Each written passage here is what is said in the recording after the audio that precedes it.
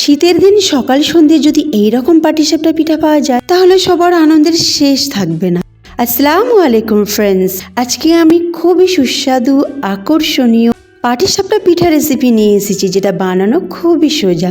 এখানে আমি একটা বোল নিয়েছি, বোলেতে 1/4 কাপ ময়দা নিলাম, আর লবণ আর 1 চামচ চিনি দিলাম, আর 1 কাপ পানি দিয়ে এটাকে ব্যাটার তৈরি করছি। আরো পানি লাগছে, আরো 1/2 কাপ পানি দিয়ে দিলাম। এরকম একটা ব্যাটার আমি তৈরি করে আলাদা রেখে দিয়েছি। এবার এই ব্যাটারে 5 টেবিল চামচ কোরানো বিট দিয়ে দিলাম। বিটটাকে একেবারে ফাইন গ্রেট করতে হবে।